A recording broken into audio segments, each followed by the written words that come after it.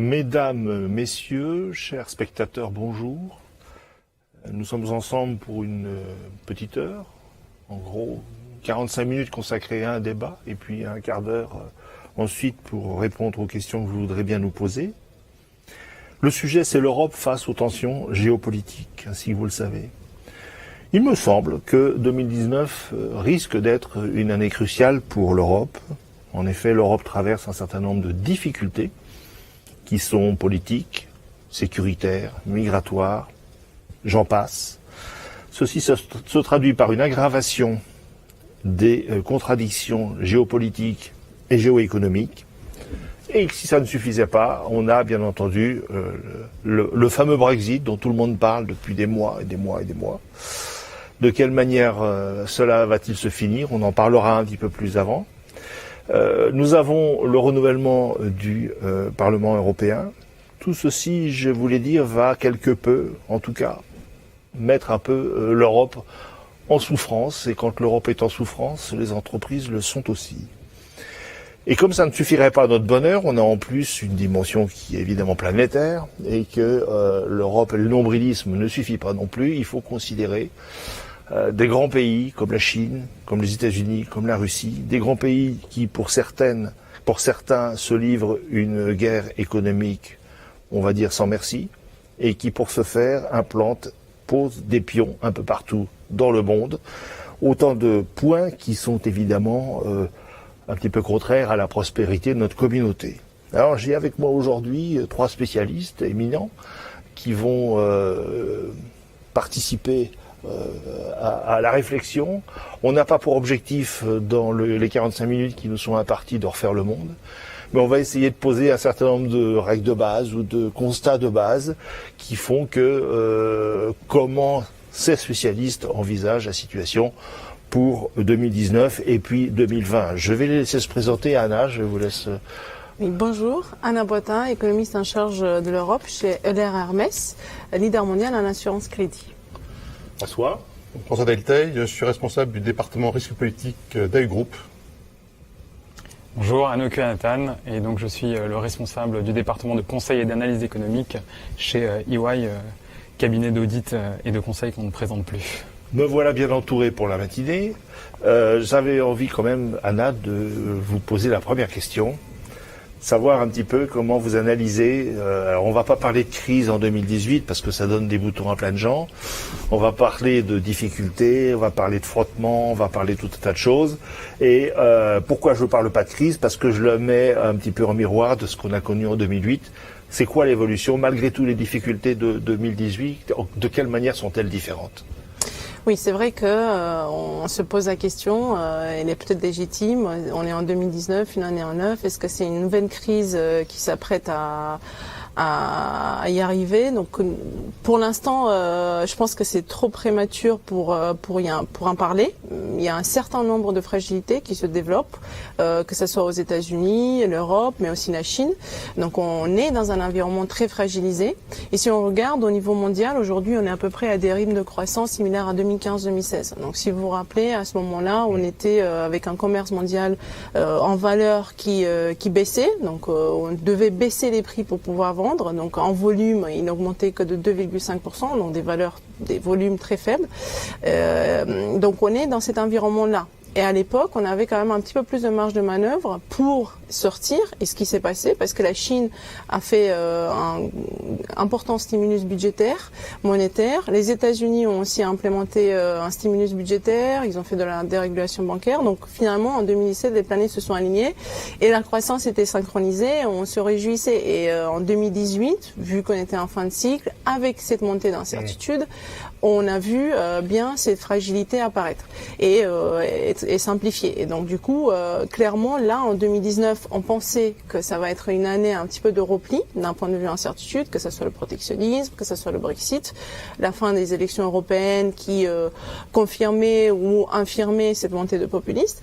Et donc là, on voit clairement que non, en fait, depuis à peu près le mois de mai, ces incertitudes s'intensifient. Donc on devrait rester sur un paysage politique incertain, toujours aussi fort qu'en 2018, quand évidemment en zone euro, en fait, si en début de l'année 2018 on attendait une croissance à 2,3, en fait on a fini l'année à 1,8. Donc on voit bien qu'en fait tous ces 0,5 points de croissance perdus au cours de l'année étaient dus seulement à l'incertitude, le protectionnisme, le Brexit, des tensions sociales en France, Italie, et donc toutes ces incertitudes elles sont toujours là. Et donc quand on a une Europe fragilisée effectivement avec des États-Unis un petit peu renfermés sur eux-mêmes et une Chine qui essaye de s'ouvrir mais qui fait face aussi aux tensions commerciales, et donc là ils font ce qu'il faut faire, mais pour l'instant ça ne marche pas trop, donc faudrait qu'il en fasse plus pour que ce stimulus budgétaire et monétaire fonctionne. Là clairement on se pose la question par rapport à 2008, quelle coordination internationale si crise il y a? Effectivement, on voit aujourd'hui moins de marge de manœuvre pour une si bonne et efficace coordination internationale qu'on a eue la fois dernière, tout simplement parce qu'on a du mal à imaginer autour de la même table le président Trump, avec le président Macron, avec Merkel, avec le Premier ministre chinois.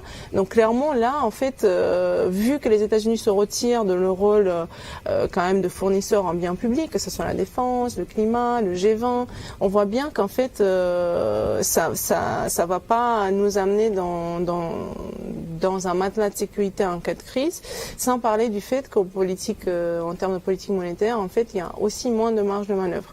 Donc on a aujourd'hui une banque centrale américaine qui est un petit peu plus frileuse, donc elle s'ajuste un petit peu, donc là elle est plus vers l'assouplissement que le resserrement, ce qu'on a eu en 2018, ça c'est la bonne nouvelle, mais elle tire avec elle tous les autres banques centrales, donc l'Europe suit aussi. Donc on a cet environnement qui est très fragilisé. Et donc, clairement, pour moi, cette coordination internationale qui manque et ce facteur politique peut être un facteur déstabilisateur dans un contexte économique qui est aussi de croissance faible. Donc, on a du mal à voir comment, dans les 2 ans à venir, on aurait une accélération de la croissance. Donc, on est plutôt vers cette tendance de ralentissement. C'est un point très très important parce que effectivement en 2008 on a vu un peu les économies des différents pays et la politique des différents pays faire cause commune pour sortir en gros l'économie mondiale de l'ornière, alors que là on a l'impression que les données sont inverses, c'est-à-dire qu'en fait aujourd'hui, et la raison d'ailleurs du titre de cette webconférence, c'est les tensions géopolitiques. Le problème aujourd'hui, c'est que les politiques ne sont pas en mesure d'avoir un consensus, d'être solidaires dans une sortie, alors pas de crise, pas encore, mais de difficultés. C'est réellement votre analyse, c'est qu'on a changé de nature de difficultés entre 2008 et 2018. Oui, clairement. Et puis ce changement de nature est aussi la conséquence de la dernière crise, puisqu'on a quand même répondu, on a été proactif tout de suite. Ensuite, l'Europe a essayé de se réformer, mais on a bien vu en 2012 qu'on a eu la crise de la zone euro. Donc encore, on a été réactif, mais depuis, on n'est pas vraiment ni dans la réactivité, encore moins dans la proactivité. Donc là, on a une Europe qui a un petit peu arrêté de se réformer. Donc il y a quand même des choses qui ont été faites depuis 2012. Et puis, je pense qu'il y a quand même un petit peu moins de déséquilibre. Déjà, notre secteur privé n'est pas excessivement endetté. Les États le sont, mais ils sont endettés à long terme, donc ça va pas être un problème de court terme. Nos banques sont en meilleure santé, donc on a quand même quelques matelas de sécurité, mais en même temps, on a arrêté de faire des réformes. Donc clairement, là, on a une Europe qui va devoir répondre, et on le verra, puisque c'est une année, comme vous l'avez dit, de plein de changements institutionnels, que ce soit le Parlement européen, la Commission européenne, la BCE. Donc on a ce changement de législature qui, pour moi, en fait, par rapport aux résultats des élections européennes, va nous amener vers des politiques un petit peu plus de soutien de la demande domestique. Et peut-être vers un petit peu moins d'ouverture vers l'extérieur. Donc clairement, on a des secteurs qui vont gagner plus que d'autres, et surtout ceux qui sont plus orientés vers le domestique, les services, tout ce qui est distribution.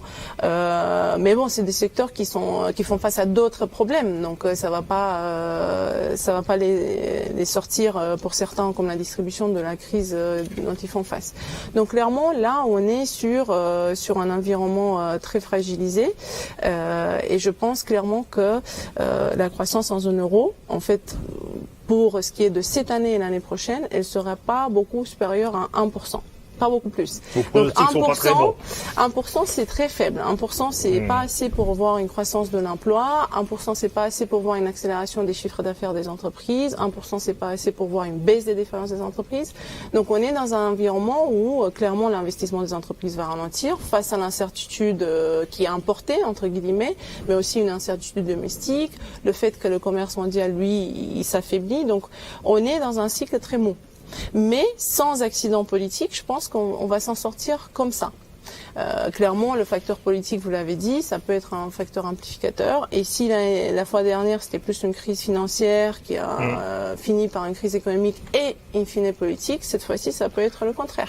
Donc clairement, aujourd'hui, on regarde tous très attentivement cette volatilité de marché, ces évolutions des incertitudes. Mais je suis sûr qu'on en parlera surtout du Brexit. Oui, alors justement, on spécule beaucoup sur le Brexit, mais avant, et on va en reparler bien entendu, mais avant de reparler du Brexit, j'avais envie de vous demander un tout petit peu votre avis sur les canaux de transmission, les conséquences de ces chocs politiques aujourd'hui. Alors effectivement, donc en fait, ces chocs, c'est avant tout un choc de re-réglementation, c'est-à-dire que, comme le mentionnait Anna, on a vécu une grande période de dérégulation, de libéralisation des flux de personnes, de biens, de marchandises, etc. Et ces chocs, en fait, s'accompagnent d'une re-réglementation, et donc cette re-réglementation, elle impacte d'abord la mobilité des biens et des services. Donc ça, c'est le premier canal, celui qui est le plus évident. Ensuite, ça impacte aussi la mobilité des facteurs de production, comme on aime les appeler, nous les économistes. Donc les facteurs de production, c'est l'investissement, et là on parle d'investissement direct, c'est-à-dire quand vous investissez pour construire une usine ou implanter une filiale. Et l'autre facteur de production, c'est bien entendu le facteur travail, c'est-à-dire la mobilité des personnes qui souhaitent obtenir un travail en dehors de leur pays. Et enfin, le dernier canal, c'est celui par lequel la crise de 2008 a été amplifiée et magnifiée par un facteur exponentiel, c'est celui des marchés financiers.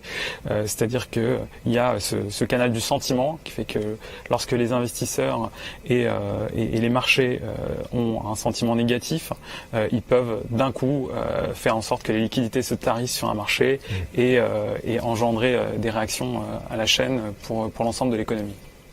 Tout à fait. Alors, on va parler du Brexit maintenant. Il faut y aller, il n'y a rien à faire. Ça nous démange tous. Le Brexit, une perspective comme ça, avec une première ministre qui ne l'est plus d'ailleurs, qui a échoué à convaincre son propre camp. Donc on ne sait pas très bien si Rome est toujours dans Rome. J'avais une question assez simple et un peu brutale. Anna, hard Brexit, soft Brexit, no deal Brexit? Oui, il n'y a pas de bookmaker, on peut le faire ça entre nous. Hein. C'est difficile d'y voir clair, parce que ça a l'air d'une histoire sans fin, ce Brexit. Mais clairement, aujourd'hui, on est sur des probabilités de 25% pour un no deal, donc une sortie hard, selon les règles de l'OMC, donc avec des contrôles à la douane, des tarifs sur les biens en moyenne de 5%. Donc clairement, on est à une probabilité assez élevée. Mais je pense que ce qu'il faut le savoir, c'est qu'on peut pas voir clair tant qu'on ne sait pas qui sera le prochain Premier ministre. Et donc là, on ne le saura pas avant le 22 juillet ou plus tôt. Et donc clairement aussi, on voit bien qui est en tête de liste aujourd'hui pour suivre à Theresa May, et on sait très bien que ce sont plutôt des hard Brexiteurs, mais sans, pour le coup, manquer de pragmatisme. Donc c'est là où moi je rejoins un peu le consensus qui est de dire qu'on va éviter ce no deal, ce hard Brexit, même si entre-temps la probabilité va forcément augmenter, je pense, parce que ça va être des négociations assez dures, ils vont garder une position plus dure que ce que Theresa May a eu, bien sûr, donc on passera peut-être de 25 à 35, mais avec un scénario de base qui sera un accord, mais probablement, et très probablement plus tardif, puisqu'on voit bien on manque de temps. Le prochain sommet européen, il est en octobre. Eux, ils renouvellent le Premier ministre pendant l'été, donc fin juillet. Donc il y a vraiment personne en face pour y faire quelque chose. Et le moment où ils vont se tourner vers l'Europe pour dire en fait on veut renégocier le deal de Theresa May, puisque c'est un peu leur but à tous, à tous les 10 candidats, clairement, ils potentiellement, et je pense à 80%, ils vont leur dire non. Et donc dans cette situation-là, évidemment, on va sur un report, mais un report doit être aussi justifié. et puisqu'on a bien vu, les Européens, ils sont aussi un petit peu divisés sur la question. Certains, ils étaient d'accord pour prolonger jusqu'en 2020, d'autres non.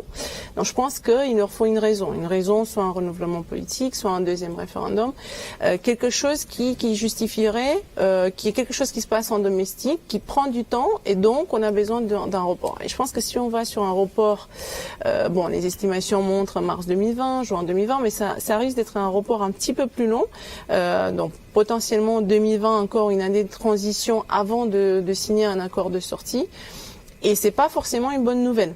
Donc on peut se réjouir parce qu'on va pas dans un scénario où effectivement il y a une récession, il y a des défaillances d'entreprises qui augmentent à 20% l'an, donc effectivement on n'y sera pas là à mon avis, mais on sera dans le scénario où on ne sort pas de l'incertitude, et on voit que depuis 2018 l'incertitude a un coût. Et là, quand on regarde les chiffres, on se réjouit quand on voit la croissance britannique à 1,8, 1,4, mais en fait, ce qui tire la croissance britannique en ce moment, depuis début 2018 d'ailleurs, ce sont les stocks de précaution. Donc les entreprises et même les ménages, maintenant, ils ont commencé à se préparer à cette sortie sans accord, puisqu'il faut quand même se préparer. Même si tout le monde n'est pas préparé, il y en a quand même plus d'acteurs qui se préparent. Et on le voit bien qu'en fait, ça tire artificiellement cette croissance à la hausse. Mais ça crée aussi des perturbations, puisque là, l'incertitude, elle a été un petit peu plus molle, donc les entreprises se sont mises à déstocker.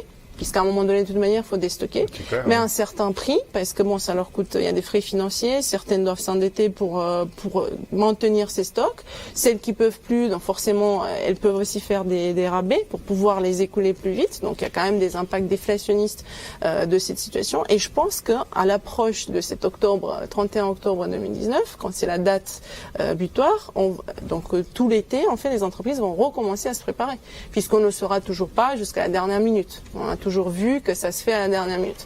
Donc les entreprises vont devoir encore se préparer, et donc artificiellement on aura des coups de mou, des coups de haut, mais juste à cause de ces préparatifs.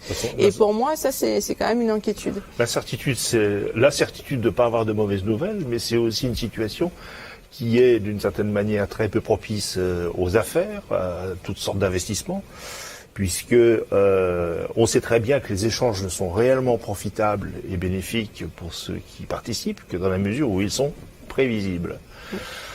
Prévisible, ça veut dire que d'abord on s'évite ce genre d'exercice d'incertitude, et puis ça veut dire aussi qu'on partage un certain nombre de réglementations. Bon, aujourd'hui c'est quand même un peu difficile, on s'aperçoit que tout n'est pas si clair.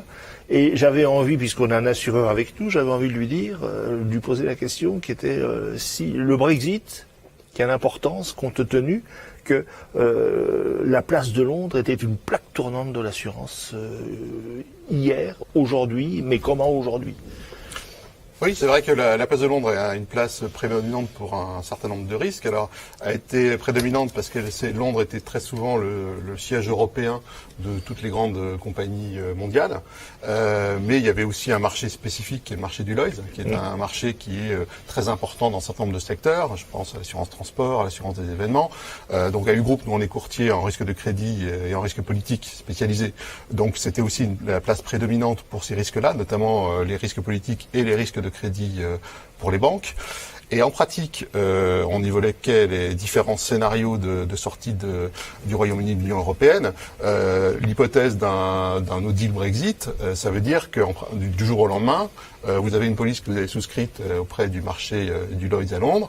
Du jour au lendemain, votre assureur n'est plus autorisé à exercer dans l'Union européenne.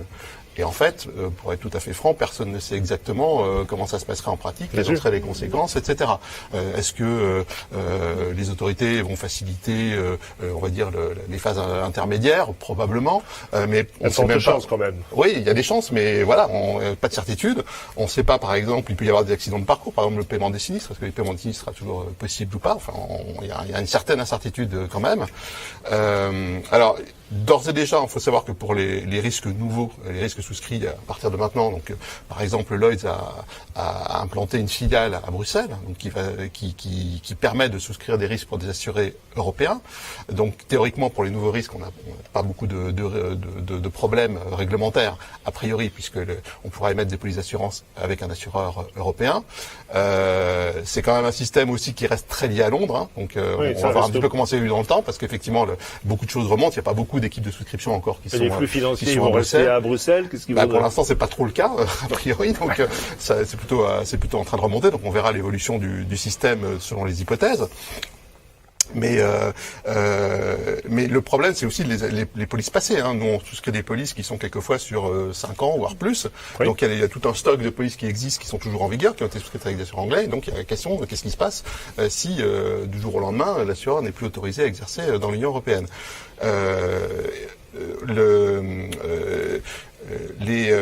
C'est le cas aussi d'ailleurs pour les courtiers. Hein. Nous-mêmes, on aurait des difficultés à l'exercer auprès d'assurés britanniques hein, dans cette hypothèse. Oui, puisqu'en fait, on avait quelque chose en Europe qui s'appelait la LPS, la libre prestation de service.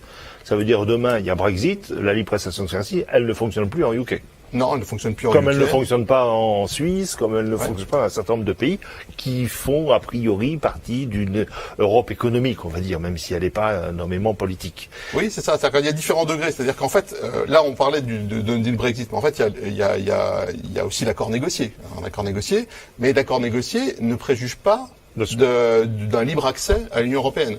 Là, dans le plan de Chequers qu'avait présenté Theresa May en 2018, ne prévoyait pas un accès total et une participation à l'espace économique européen pour les services financiers. Donc on n'était pas dans cette hypothèse-là. On était dans un système un peu intermédiaire, un peu à la Suisse, mais qui implique en pratique d'avoir des filiales de souscription séparées, on va dire, du territoire britannique. Qui implique effectivement d'avoir des entités morales dans le pays en question. Donc à la limite, même s'il y a accord, les problèmes ne sont pas forcément réglés pour autant. Hein. Nous, si on prend l'exemple suisse, hein, qui était un peu le modèle de ça, nous, on a une filiale en Suisse pour travailler avec les assurés suisses. On ne peut pas travailler depuis Paris avec des assurés suisses. On est obligé d'avoir une filiale locale. Donc ça veut dire demain, l'AU aurait un bureau, une entité, une société en Angleterre, si jamais. En Angleterre, pour exercer avec les clients britanniques, a priori obligatoirement. Et de la même façon, les courtiers britanniques devront avoir aussi des filiales sur le territoire européen pour travailler avec les clients européens. Donc c'est quand même un manque de fluidité important dans les affaires par rapport à ce qui existait auparavant. S'il n'y a pas le choix, ce sera un passage obligé. Absolument. Parce que on peut pas. On est tous obligés de respecter la loi et les règlements. Oui, au-delà de tout ça, l'Angleterre, c'est quand même une entité particulièrement intéressante et importante en termes économiques. Donc, même si elle quitte l'Europe, il faudra quand même trouver le moyen, d'une certaine manière, de continuer à pouvoir commercer avec eux. Arnaud, c'était moi ce qui m'intéressait aussi, c'est de savoir est-ce qu'on est capable aujourd'hui de chiffrer un peu un no deal Brexit. Alors sur les estimations, il y en a beaucoup. C'était piégeux, je suis désolé. Exactement. Mais déjà, je vais commencer par rassurer nos spectateurs en disant que l'essentiel de l'impact du Brexit sera pour le Royaume-Uni. Bien entendu, les pays européens vont subir un certain impact. Alors, malheureusement pour la France, on est l'un des pays qui le Royaume-Uni est l'un des seuls pays avec lequel nous avons un excédent commercial, donc ça tombe mal. Mais très clairement, les pays qui vont être le plus impactés en Europe, c'est des pays comme l'Irlande ou les Pays-Bas qui ont des liens beaucoup plus importants. Des pays comme l'Allemagne ou la France seront impactés, mais dans une mesure moindre. Et ensuite sur la question de qu'est-ce qui va arriver au Royaume-Uni, là vous avez une pléthore d'études avec des impacts avec un intervalle assez large. Vous avez des études qui disent que l'économie britannique à long terme va se contracter de 3% et d'autres qui disent que ça va se contracter de 15%. Donc la fourchette est très large et cette fourchette est très large parce que en fonction du commanditaire de l'étude et des hypothèses qui sont retenues sur la circulation des personnes, sur les éventuels nouveaux accords de libre-échange qui seraient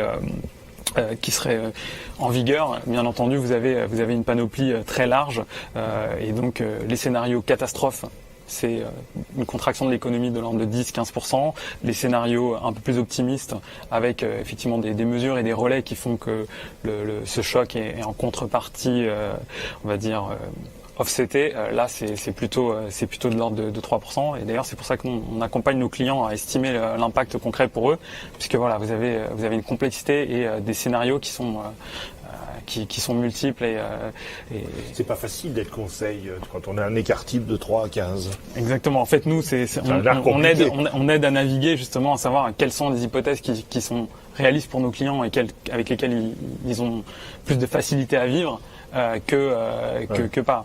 vous avez certains clients qui veulent être ceinture et bretelles et qui préfèrent dire je considère le pire du pire et je regarde ce qui se passe. Ouais. Et puis d'autres qui préfèrent être, on va dire, un peu plus réaliste et affiné. Mais vous avez tout à fait raison. Il y a une complexité parce qu'il y a une interconnexion des économies entre le Royaume-Uni et l'Europe qui est quand même extrême. Oui, c'est extrêmement compliqué de couper le fil du jour au lendemain. Toutes les hypothèses. Il y a des estimations qui montrent qu'en fait 3 minutes de contrôle à la douane par le transport routier entraîne 5 heures de queue. Donc on peut imaginer des jours. On peut imaginer des jours de blocage de marchandises à la douane. Et surtout, il faut toujours se dire qu'est-ce qu'un no deal veut dire. Un no deal veut dire qu'on va commercer avec le Royaume-Uni comme on le fait aujourd'hui avec la Chine. Ou les États-Unis, ou des pays avec lesquels on n'a pas un accord de libre-échange du tout. Donc rien que le tarif, rien que puis la dimension taxation, puisque taxation qui dit, et bureaucratie. Travailler avec la Chine dit payer une taxe d'importation, payer une TVA. Aujourd'hui, c'est vrai que la liberté de commercer avec l'Angleterre est fort pratique, il faut bien le reconnaître. On peut acheter un bien, un particulier, n'importe qui, une entreprise peut avoir un fournisseur anglais sans avoir de conséquences. Tant que un certain nombre d'opérateurs anglais travaillent aussi en euros. Donc pour certains, il n'y a même pas le problème du change. Mais quid de demain, c'est vrai que dans toutes les hypothèses qu'on peut faire, on s'aperçoit que ça risque de devenir un peu plus compliqué. Oui, surtout que par rapport aux transactions en euros, normalement, il y aura un coupage du système de paiement SEPA. Donc les transactions en euros seront plus longues et plus coûteuses. Donc clairement, il y a des impacts sur tous les fronts, mais sur le financement et sur les échanges commerciaux, je pense que ce sont les plus importants. Alors il y a des impacts sur tous les fronts. Alors on a fait un peu de nombrilisme, on s'est bien regardé intra-européen, et puis j'avais envie d'étendre un peu le débat à ce qui se passe un peu autour. Nos grands voisins, les grands voisins, c'est la Chine, c'est la Russie, c'est les États-Unis. C'est une administration Trump qui, on peut pas dire qu'il change d'avis tous les jours, mais qui est à la source d'un certain nombre de volte-face. C'est la Chine, les États-Unis qui déclarent une guerre commerciale à la Chine, et pas seulement commerciale, monétaire, technologique. Et puis finalement, et là on revient au nombrilisme et le nationalisme. Dans tout ça, François, c'est quoi votre analyse ? En fait, l'attitude, notamment on parlait de l'administration Trump, concrètement pour les conséquences dans les affaires et dans les transactions qu'on peut conclure, c'est qu'en fait l'administration Trump émet toute une série de régulations, de sanctions finalement, qui visent à empêcher de commercer avec certains pays. Alors c'est souvent pour des raisons politiques, pour provoquer des changements, ça peut être pour des raisons économiques aussi. La Chine, c'est plus une question de domination économique.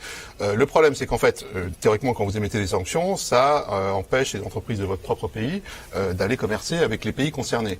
Le problème de l'administration Trump, c'est qu'elle a tendance à l'extraterritorialité, c'est-à-dire à empêcher aussi les autres de commercer avec ces pays. Donc ça veut dire que ce serait pas drôle. Voilà.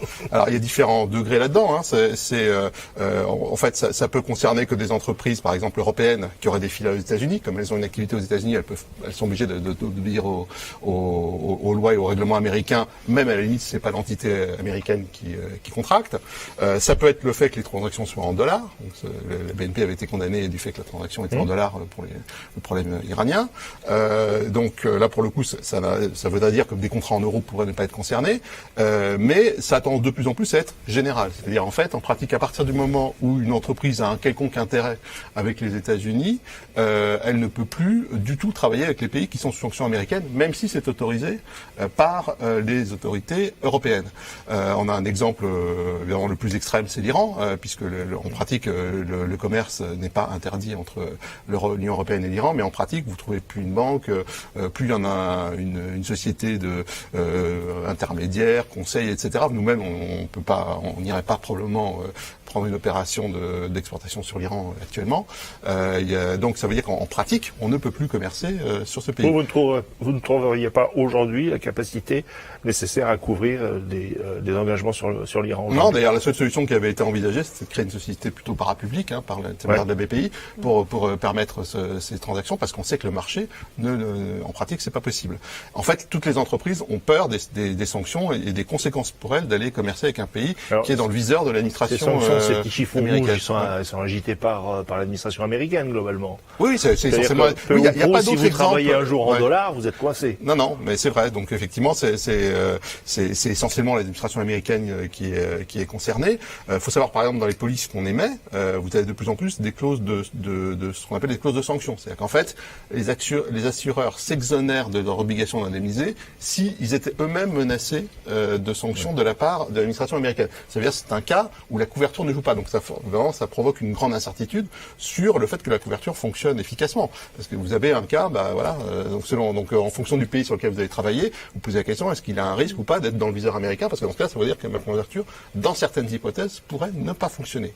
Tout en étant nommément une couverture du risque politique. Absolument. Surtout, en fait, les couvertures politiques servent à ça. C'est-à-dire que théoriquement, le fait d'avoir un embargo ou une réglementation qui interdit d'aller commercer avec un pays, ça fait partie de la couverture, théoriquement. Donc c'est des choses qui sont dans les faits générateurs traditionnels. Et les États-Unis est un pays qu'on peut couvrir comme un autre dans ces polices-là. Mais là, il y a une exception au jeu des couvertures, justement. Votre question était un petit peu plus large, parce que c'était aussi globalement sur les nationalismes économiques d'une manière générale. Il y a en fait, les pays, le problème des pays sous sanctions, donc qui ont un comportement qui devient contraire aux valeurs occidentales, par exemple, on va prendre l'exemple de la Russie, donc qui a tout de même annexé la Crimée, donc un acte d'agression, qui a subi un certain nombre de sanctions successives de la part de l'Union européenne et des États-Unis. En pratique, c'est un pays qui est solvable, qui pose pas de problème particulier de paiement en devises actuellement, mais c'est un pays sur lequel c'est extrêmement compliqué de commercer parce que il y a en fait, c'est des sanctions qui touchent un certain nombre d'entités ou d'individus, et donc en fait, à chaque fois que vous voulez commercer avec la Russie, vous êtes obligé d'aller vérifier si l'entité, non seulement l'entité à laquelle vous commercez, mais aussi ses actionnaires, les personnes qui la dirigent, etc., ne sont pas par hasard sous l'objet de sanctions, ce qui interdirait en pratique l'opération. Donc c'est quand même assez compliqué, ça gêne quand même beaucoup le libre jeu du commerce. C'est clair que ça modifie, ça alourdit la donne quand il faut faire toutes sortes de vérifications. Et puis en dernier, nous faisiez mention, c'est-à-dire qu'au bout du bout, il pourrait y avoir une non-couverture, malgré le fait que, logiquement... a priori, c'est pas un problème de solvabilité à la base. Un autre exemple, c'est un grand pays, a priori, extrêmement solvable et très riche, c'est l'Arabie Saoudite. Oui. Alors, l'Arabie Saoudite, c'est pas un problème pour tous les secteurs, mais c'est un problème, par exemple, dans le secteur de l'armement. Il y a déjà un certain nombre de pays européens qui ont interdit les ventes d'armes à l'Arabie Saoudite, donc dans le contexte de la guerre du Yémen, à cause de l'utilisation potentielle de ces armes sur un terrain de guerre actuellement. Il y a des munitions françaises là qui sont actuellement bloquées, donc qui peuvent pas être expédiées sur l'Arabie Saoudite. Donc c'est un problème réel. Donc là, c'est pas le risque ou le fait que l'Arabie Saoudite soit pas capable de payer les biens qu'on projette de leur expédier qui pose problème. Le problème, c'est le jeu des réglementations du commerce entre la France et l'Arabie Saoudite sur ce secteur en particulier de la défense. Avec un poids, j'imagine, de la communauté. La France est notamment un gros exportateur, particulièrement d'armement sur l'Arabie Saoudite. Est-ce qu'il y a un poids de la communauté européenne, dont certains membres ont déjà interdit le commerce avec ces gens-là?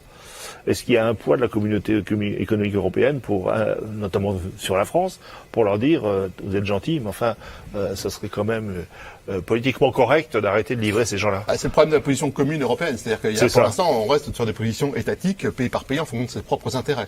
Et c'est vrai que la France a peut-être plus d'activité, on va dire, dans ce secteur que d'autres pays européens, qui ça coûte probablement moins cher d'interdire le commerce des armes vers l'Arabie Saoudite. Donc actuellement, on reste quand même sur des positions nationales. Le problème, c'est aussi les prévisions, c'est le futur. C'est-à-dire, la question, c'est même par exemple pour le monde de l'assurance, c'est-à-dire est-ce que les assureurs considèrent, est-ce que si j'assure un contrat de vente d'armes qui a une exécution de 2 ans, est-ce que dans 2 ans la situation va être la même qu'aujourd'hui? Est-ce que le contrat sera toujours autorisé? Est-ce que je vais pas avoir des problèmes à cause de ça? Donc ça, finalement, ça gêne la couverture des opérations sur ce pays à cause des anticipations opération et du fait que c'est possible que cette opération devienne interdite à un moment ou à un autre. Donc actuellement, oui, c'est un secteur sur lequel c'est compliqué d'aller assurer des opérations. Arnaud, encore une question piège pour vous, je suis désolé, j'avais envie d'avoir votre sentiment sur l'impact de cette guerre commerciale. Alors on va pas parler des nationalismes à ce niveau-là, mais en tout cas l'impact sur de la guerre entre les États-Unis et la Chine. Alors déjà, une toute petite aparté, aujourd'hui il y a un débat de dire est-ce que cette guerre commerciale peut engendrer une récession mondiale. La réponse est plutôt non. Les cycles se terminent d'eux-mêmes et c'est structurellement des fragilités domestiques qui entraînent des récessions. Le seul scénario catastrophe, ce serait celui des marchés financiers où il y aurait effectivement une panique qui engendrerait une récession globale, mais ça semble peu probable étant donné que les politiques monétaires sont plutôt accommodantes et les banques centrales sont là.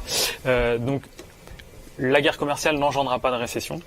En revanche, la guerre commerciale a un impact récessionniste. Tout d'abord, ce qu'on voit sur les études qui ont été produites, c'est que si on imagine un scénario où on rajoute 10 points sur les droits de douane, toutes les importations chinoises vers les États-Unis, et que la Chine contre-attaque de façon équivalente en rajoutant 10 points de droits de douane sur l'ensemble de leurs importations américaines, l'impact sur l'économie américaine serait de l'ordre d'un demi-point, voire 1 point de croissance. Voilà, pour une économie qui croît, mourir, je dirais. Voilà, pour une économie qui croît entre 2 et 3%, vous voyez que c'est un coût qui est relativement acceptable, sachant qu'au final, les enjeux de cette guerre commerciale, c'est la propriété intellectuelle, c'est l'hégémonie technologique et quelque part le rôle des États-Unis en tant que seule superpuissance sur l'échiquier mondial. Donc, très clairement, c'est potentiellement un coût qu'ils peuvent accepter de prendre à court terme pour un gain à moyen long terme qui est quand même très très attractif. C'est très utile d'être la première puissance économique mondiale, j'en conviens. Pour imposer des sanctions, par exemple. Oui, pour imposer des sanctions qui perturbent le monde entier. Le problème, c'est que leurs partenaires commerciaux vont pas très bien non plus. En plus. Parce que si on parle de l'impact sur l'Europe, c'est un demi-point aussi. Ouais. Et pourtant, on est au milieu de tout ça. On n'est pas encore directement touché parce qu'il n'a pas encore imposé des droits de douane supplémentaires sur les voitures. Mais ça peut arriver en novembre puisque c'est la prochaine échéance. Donc quelque chose à suivre, mais clairement un demi-point sur 2 ans pour l'Europe, c'est quelque chose. Donc cette année, ça peut aller jusqu'à 0,2 points. Ouais. Non, c'est pas rien. Et vous avez tout à fait raison, c'est que les chaînes logistiques et industrielles sont globalisées. Les spectateurs qui nous regardent probablement sur un écran d'ordinateur d'une marque américaine dont l'écran a été fabriqué en Corée, assemblé en Chine et dont les puces sont peut-être japonaises. Donc, oui, c'est vrai. Et puis alors, très mauvaise nouvelle que je tenais à partager avec vous, j'ai entendu ce matin aux infos. Monsieur Trump a décidé de surtaxer le vin français. Il pourra le faire, ouais, c'est vrai. Et il estime que c'est déséquilibré entre la façon dont il taxe nos vins et la façon dont on taxe les siens. Donc voilà, on va quand même s'accrocher parce que finalement le vin en France c'est quand même un élément majeur. On va changer d'altitude, on va descendre un petit peu plus bas. Là on était un peu sur du macro, on va redescendre à 2000 mètres et pas 10 000 et on va essayer de s'intéresser un petit peu plus votre vision de courtier vis-à-vis à la fois des pays, de l'entreprise. C'est au final ce qui génère la performance et la réussite d'un pays, ça. Oui, donc le sujet de la conférence, c'est les tensions géopolitiques, les nationalistes, la montée de gouvernements qui sont un peu plus hostiles à la liberté économique et politique souvent. Donc en quoi ça finalement quel impact ça sur les risques pour les transactions, les risques pays, les risques de contrepartie pour les opérations à venir. En fait, la montée de ces gouvernements nationalistes et populistes, elle n'est pas en soi un facteur économique négatif. C'est-à-dire que c'est un facteur politique négatif, c'est-à-dire que ça remet en cause la liberté de la presse, la séparation des pouvoirs, donc les valeurs européennes. Donc à terme, par contre, ça peut engendrer des difficultés aussi économiques, mais à court terme, pas forcément. On voit que la Hongrie de M. Orban se porte bien, la Pologne aussi, ça ne disait pas. Donc a priori, un pays avec un gouvernement nationaliste peut être relativement bien géré. La montée des nationalismes et des populistes, elle peut avoir un impact en fait sur les politiques budgétaires et sur l'endettement. Donc là, par contre, ça a un impact plus plus direct, c'est-à-dire que un pays qui commence à agir, on va dire, en dehors des règles habituelles de bonne gestion, commence à inquiéter tout le monde. Évidemment, l'exemple le plus typique, c'était il y a quelques années la Grèce, et qui donc avait menti sur son endettement et qui avait fait un petit peu n'importe quoi sur ses finances publiques.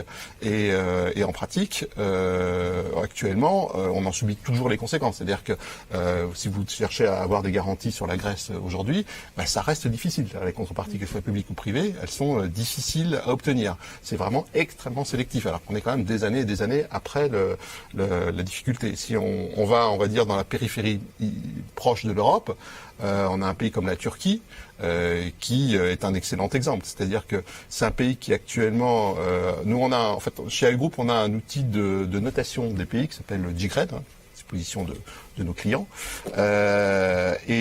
donc qui essaie de noter les risques dans une échelle de 1 à 10, donc 1 étant la meilleure note, 10 la plus mauvaise. La Turquie actuellement est à 6,8. C'est-à-dire, en fait, ça la met à peu près au niveau du Monténégro, de la Macédoine dans les pays européens. La Macédoine. Ouais, donc c'est un grand pays industriel quand même.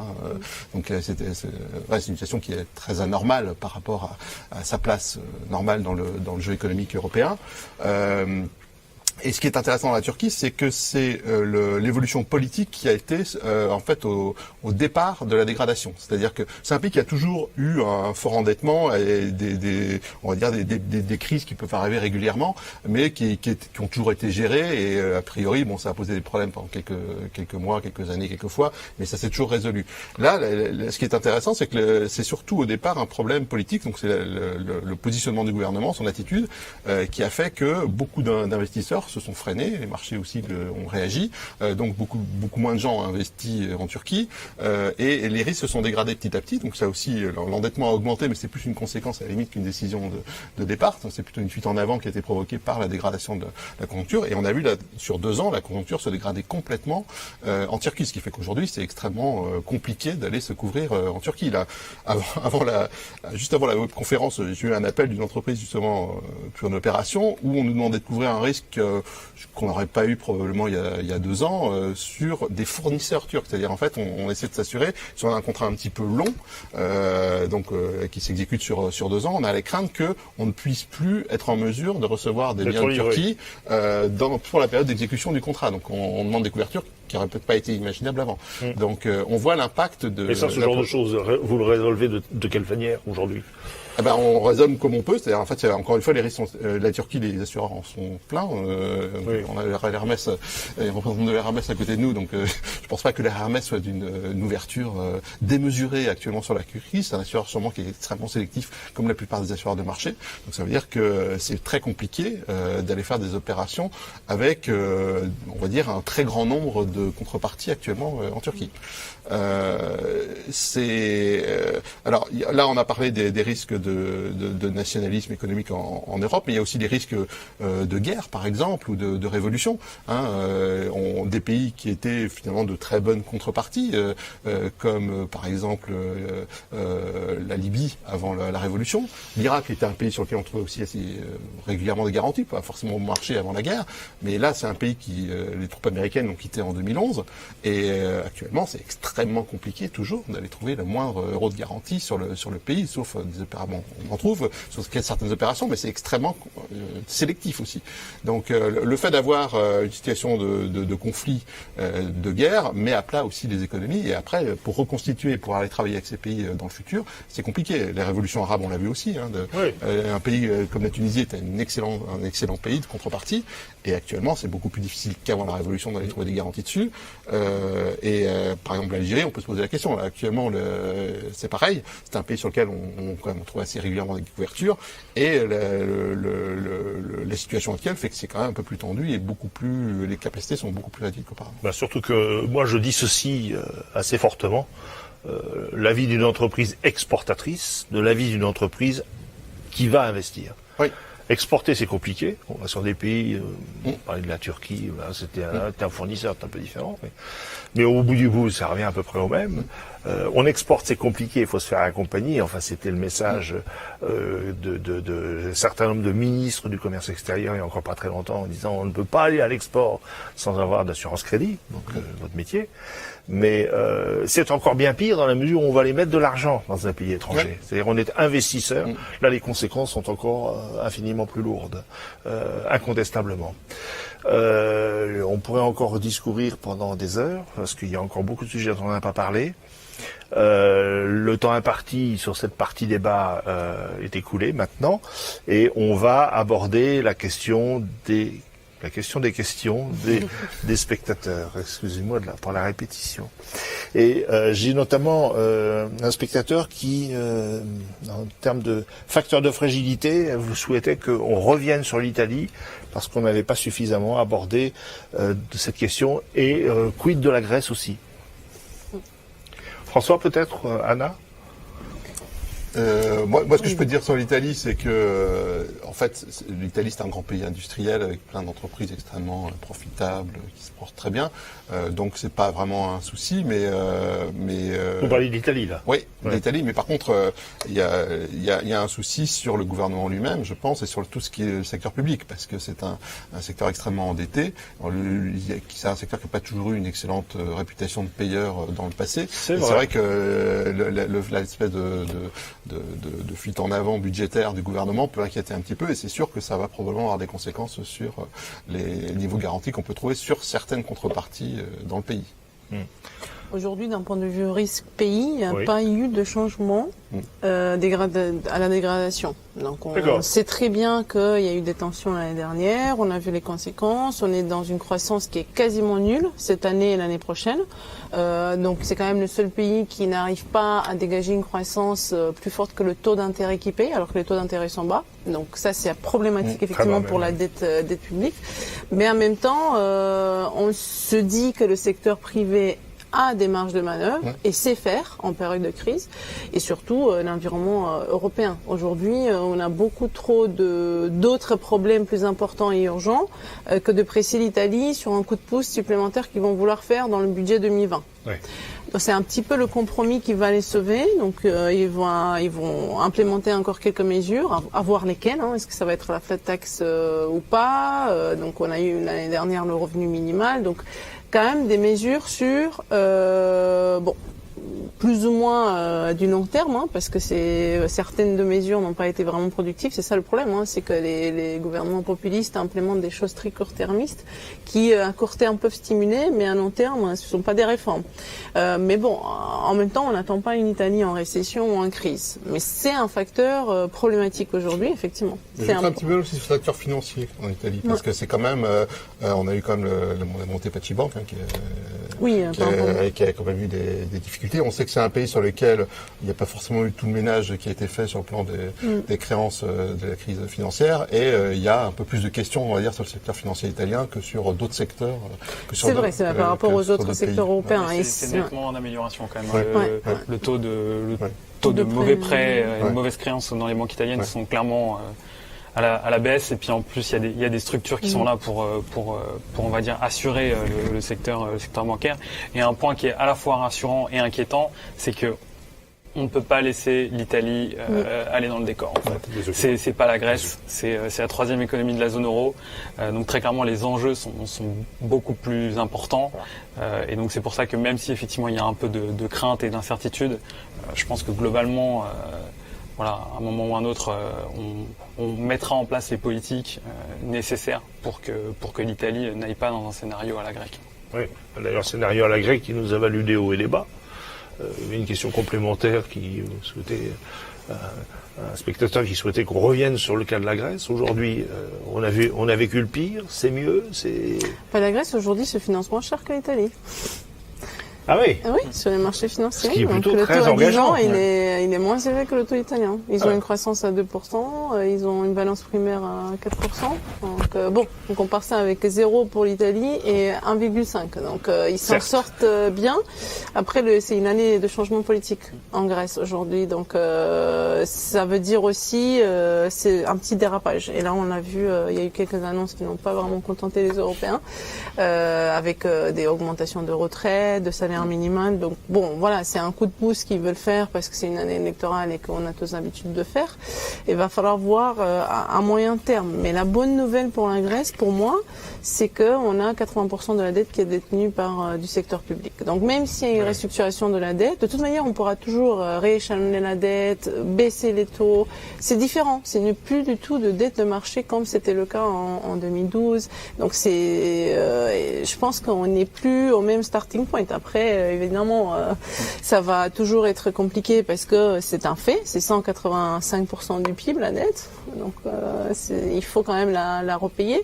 Ou pas, mais il va falloir faire alors une coupe et Ou pas, ou alors la payer à une échéance de 30 ans. Mais je pense Oui. que les marges de manœuvre sont plus hautes maintenant.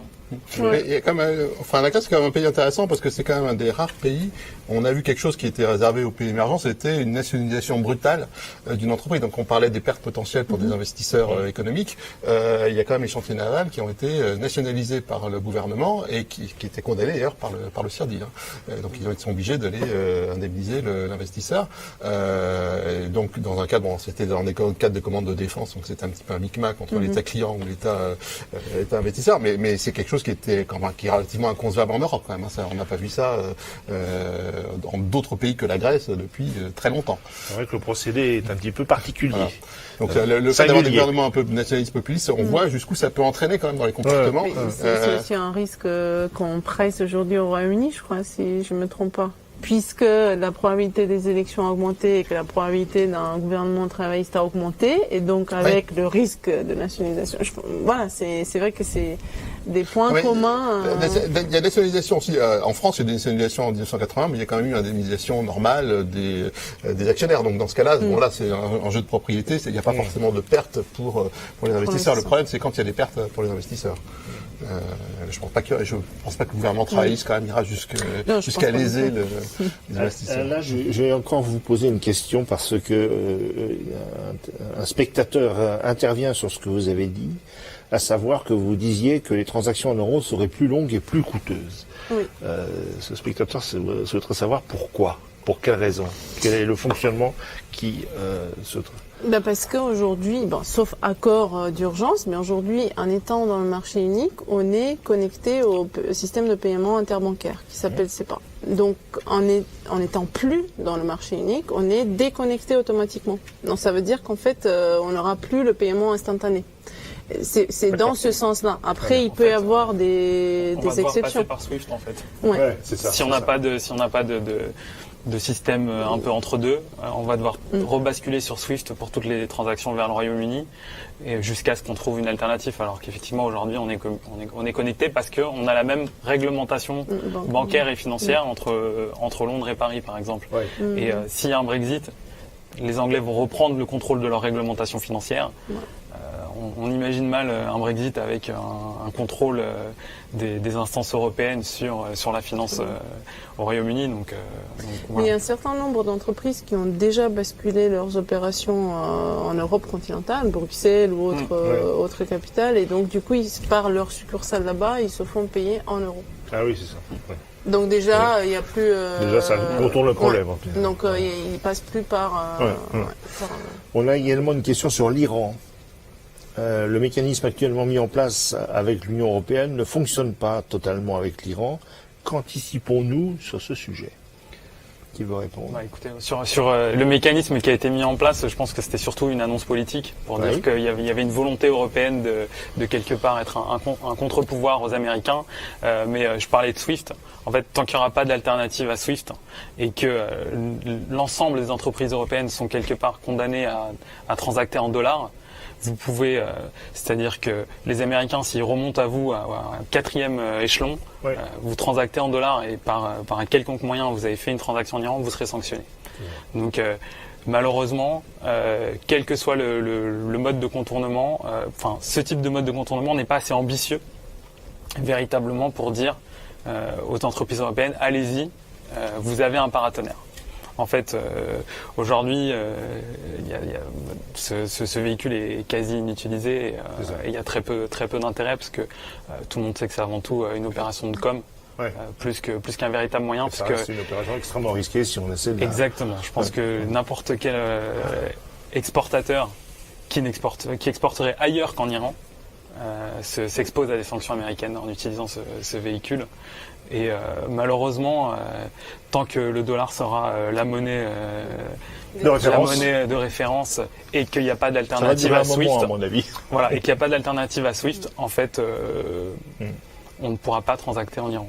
Et vous savez, 60% des importations de la zone euro sont payées en dollars. Oui, ce qui n'est pas rien, parce que j'ai donné quelques chiffres là en matière de clôture. C'est incroyable. Je voulais, puisqu'on arrive au bout de l'exercice, je voulais vous remercier, Anna, François, Merci. Anno.